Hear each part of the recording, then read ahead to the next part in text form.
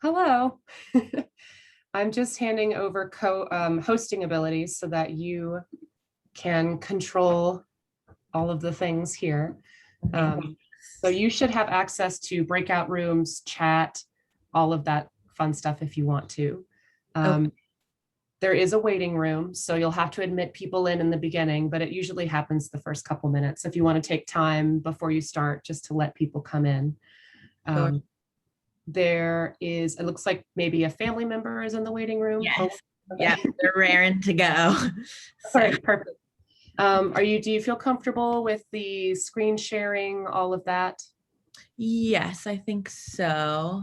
Um, yeah, I think so. Okay, great. I need to pop over into one more room. I'm going to put my number here in case you have any issues. You can always text me and I can pop back in and to help you with that. But otherwise, I'm going to go pop over into other two rooms to make sure that they're all checked in, and I'll try to come in and see as much of your presentation as possible. Okay, no pressure. Thank you so All much. right, good luck. Thanks.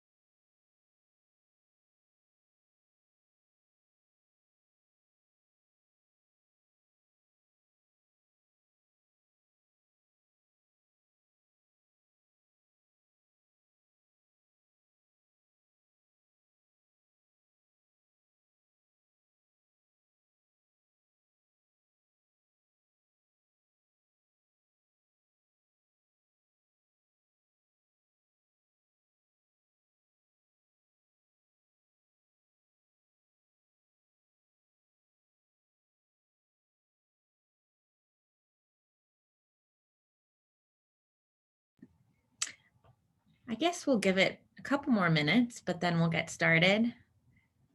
Thanks for being here, everybody.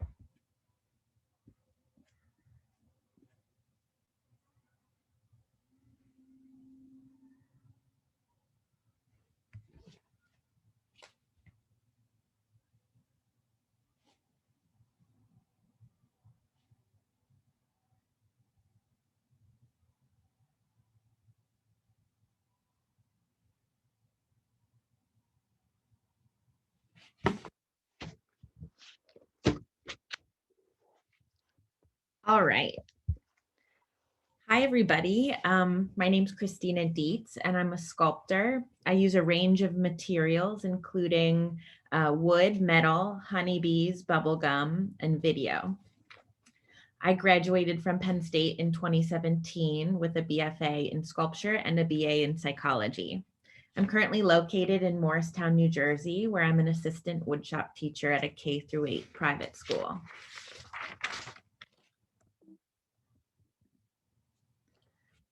Baking homemade sourdough bread is an act of resistance in a culture of mass-produced, ready-made slices.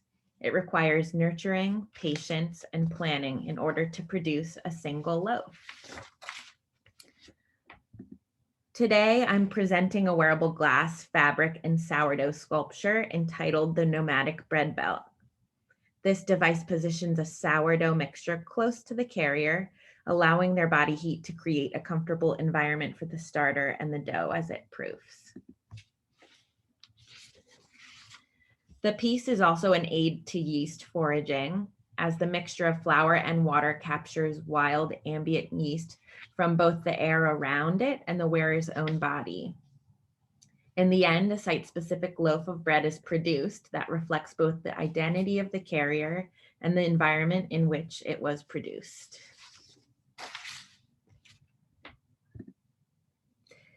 In my work, I'm interested in positioning food and food making close to the body. I explore themes of self-worth, labor, and value, and with unsettling intimacy, I draw attention to the laborer by making their physical body more evident in a process. In the piece, Soup Shoes, the maker's feet become an essential ingredient in the recipe. The cook must wear the bouillon foot apparel and sit over the pot of hot water, kicking her feet back and forth. The soup is both comforting and disgusting, as it warms the soul and tastes faintly of the maker's feet. In my work, I poke fun at the connection of relentless productivity to self-worth by using the body as a material. I make exaggerated products, systems, and devices that capitalize on the heat, motions, and secretions that the body already creates. This piece is tear milkers. Tear milkers are devices used to harvest the salty brine of tears. A person is meant to sit on the seat and lean over the front panel, placing their eyes into the suction cups. With a milking motion, the user draws tears from their eyes and into the pail below. One can imagine that these tears are valuable materials and are being sourced for later use. My work examines the need to make things with and of my body in order to be worthy of existing. This role of selfless giver or vessel, traditionally prescribed to women, becomes nearly cannibalistic when entwining the body with food preparation rituals. In this piece, Dance for Your Dessert, I don canvas pouches that hold containers of heavy cream, sugar, and vanilla surrounded by rock salt and ice. I agitate this mixture by dancing for 11 minutes, and I'm essentially churning ice cream with my body motion. I then assemble a sundae in sample cups and pass them out to people walking by. This piece was done on Coney Island Boardwalk 2 summers ago.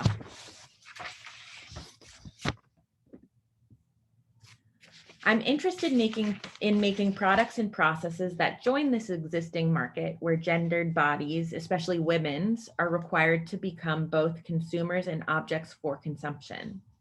In self-preservation, I use my body as an ingredient in a tub of pickles and join the traditional process of lactofermentation.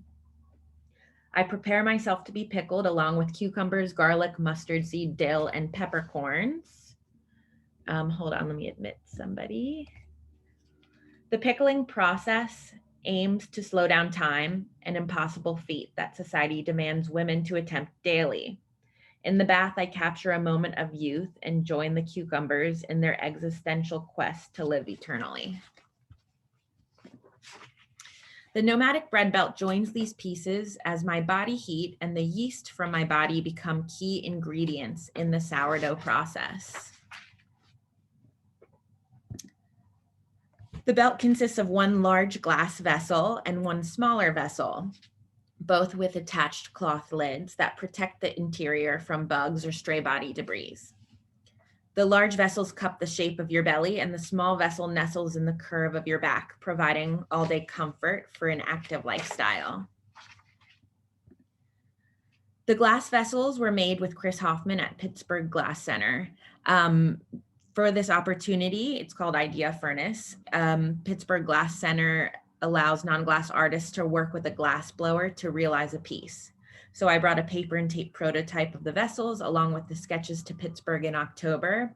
And over the course of 3 days, I worked with Chris to transfer the idea into a functional glass piece. So first the piece was blown, and then later I took a Dremel to make these openings where the lids would cover, and then there were openings to let the belt loop through on the sides here. The nylon woven belt and plastic loops and clasp also give the piece a more athletic outdoors wear feel. I wanted to make something that looked like it could withstand heavy use and sweat and weather. The lids are sewn from ripstop fabric, which is used to make tents and other outdoor gear. The hooks on the lid are laser cut acrylic, and the lids are entirely removable so that you can take it off and thoroughly wash the glass parts and also wipe off the lids if you need to.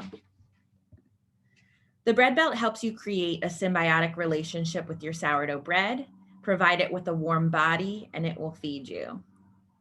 Like so many others, I got into the sourdough craze at the beginning of the pandemic when you couldn't find yeast anywhere.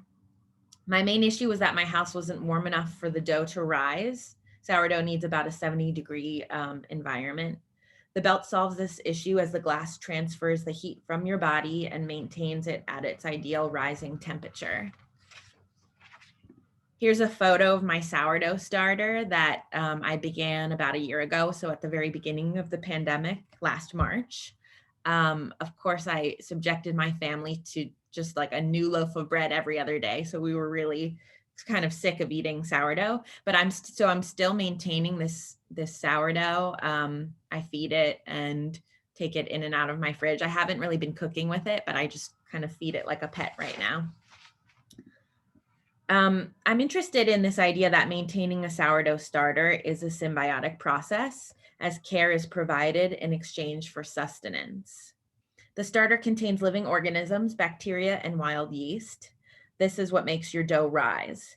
So it requires a specific set of conditions and regularly feeding in order to thrive. The bubbles you see in sourdough starter are evidence of the organisms living in it. So they're feeding off of the flour and creating gases. Those are the bubbles. When first developing a starter, it should be fed and maintained in the larger vessel of the bread belt for approximately 7 days. During this time, you're capturing the ambient yeast and absorbing the environment around you. At this point, if it doubles in size within 4 hours of feeding, it can be transferred to the smaller vessel for storage. Now you can mix your dough recipe in the larger vessel. So you take some starter, flour, salt, water, and you prepare it to be mixed, and then it'll rest and rise and proof, or that proofing is the second rising. The human body maintains a 98.6 degree temperature, so the bread belt is designed with thick glass walls to block some of the body heat in order for the dough to be in its ideal 70-degree environment. So in the large vessel, there's a little bit of space, so you can mix your dough and let it rise, knead it and rest, and then you let it rise again, which is the proofing. In the summer, the dough making process will be much quicker because the temperatures will be higher and it'll rise more quickly. The belt sits low on your abdomen, playing on ideas of maternity, as it's almost quite literally a bun in the oven. I'm interested in critiquing the expected roles of women as nurturers and providers. These roles require them to supply both emotional and physical labor to their families, as well as often being the breadwinners. During pregnancy, a woman carries around and sustains a fetus for about 9 months, then gives birth and continues to take care of it for years. I like this idea that you'd carry around the sourdough in a similar way and take care of it. But then when it's ready, you'll just remove it and eat it, which seems to me like a quicker return on your investment than having a baby. Because a sourdough starter will interact with its environment, incorporating wild yeast into its makeup, your starter will include yeast from your body and the area in which you are located. For that reason, if you travel 7 days, your starter will correspond directly with the geographical coordinates of that journey. For instance, if you hike from Pennsylvania to New York on the Appalachian Trail, the bread made with the starter in your belt during this hike will contain wild yeast from this specific area. If anyone is interested in exploring sourdough more, the Rob Dunn Lab at North Carolina State University has created a map of sourdough samples that people have submitted. So people have sent in their sourdough starters to be analyzed, and the lab analyzed the genetic makeup of each sample to identify the different types of yeast that are present. So this is an interactive map online that you can find. And you can click on different points of the map and see what kind of yeast is located in each sample from that specific area. So the lab states that by doing this comparison, we can begin to understand the factors that influence which organism community lives in one starter relative to another. So why your starter is different from that of someone else's. The lab states that some bakers suggest or swear by that the biggest factor influencing which species of microbes are found in a starter are the microbes that are on the bodies of the people who started it. The lab says some say it is the grain that is used, others the climate, others still the water. Everyone might be right. It could be that each starter is influenced by many factors, end quote. As the wearer takes the nomadic bread belt through different environments, wild yeast and bacteria interact and become a part of the sourdough starter that is maturing inside of the glass vessel. This wearable creates a yeast and flour concoction that is site-specific to both its host and the environment they've traveled through. The next step I'm hoping in this project for me is to use the belt to investigate and capture the essences of different areas. I'm hoping to create geographical sourdough starters that correspond to a mapped route. These starters will then be used to make site-specific loaves of bread that create an edible portrait of different landscapes. Thanks for coming. If anyone has any questions, they can submit it in the chat, or you can unmute yourself and ask directly. Wow, great job. I actually have a question. Have you eaten the bread that was in the belt and it was rising in the belt? Have you tried it yet or not yet? Or do you plan on eating it? Good question. So I actually haven't eaten anything out of the belt yet. I did take it on a test run in Maine a couple of weeks ago. So that's probably what's next in my project.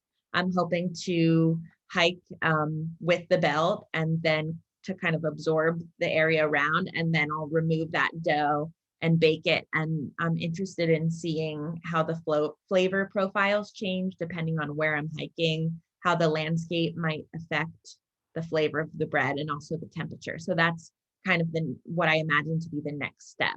And I'd also like to create graphic maps and map it out, the route that I've taken, and then pair the pictures of the bread and the descriptions of the flavor of that bread with it. So thanks, good question. Really interesting. Thank you. Thanks.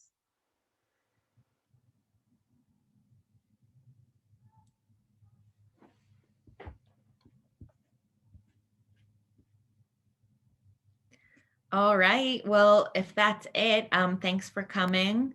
I put a question in Oh, the chat, but I guess I could just ask it okay. in this way as well. So, like you mentioned, like hiking with this bread belt and incorporating yeast from different areas. Is there an advantage to that versus just having the yeast from a specific site? Yeah, I guess so.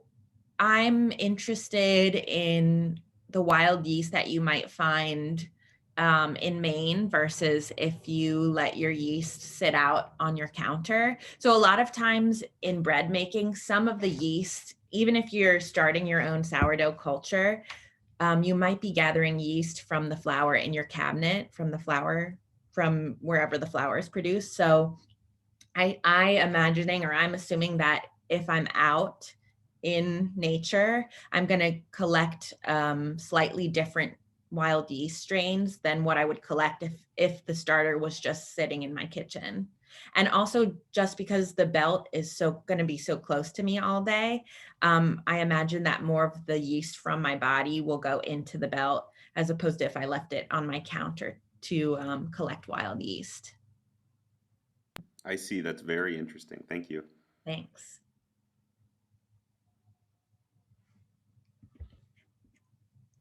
I have a question. I don't really know much about baking. I'm not a baker. But does the humidity of the environment directly affect the way that the bread rises in any way? Like if you're hiking somewhere maybe closer to the coast, would that affect its ability to rise in the same way? Um, I don't know that humidity affects rising, but it will affect how much water you add to your recipe because it has to be have a certain amount of moisture for the bread to come out with a certain consistency. I think it's going to be more temperature that will affect it. So if you're hiking somewhere warmer, it will rise more quickly. But I think there's a lot of research still being done with sourdough, and I think so that Rob Dunn lab that I referenced, they're really kind of trying to break it down and analyze sourdough a little bit more scientifically, and they're discovering that there are just so many factors that go into making sourdough taste specific ways. So I think probably it will affect it a little bit, but what will affect it more is the temperature and then the wild yeast strains that you encounter and the bacteria, because it's wild yeast and bacteria that make your sourdough have a really specific flavor profile. Oh, that's very interesting. Thank you. Mm-hmm. Thanks.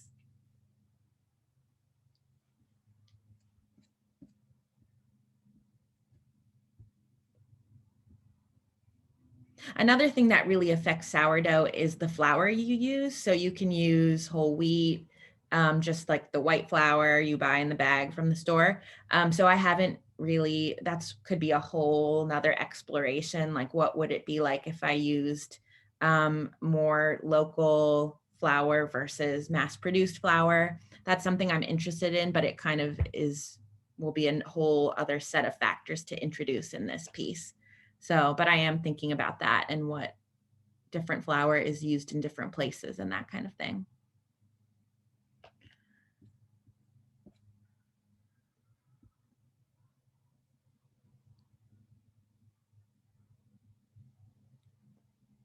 Well, I think maybe we'll end it there. Thanks so much for coming.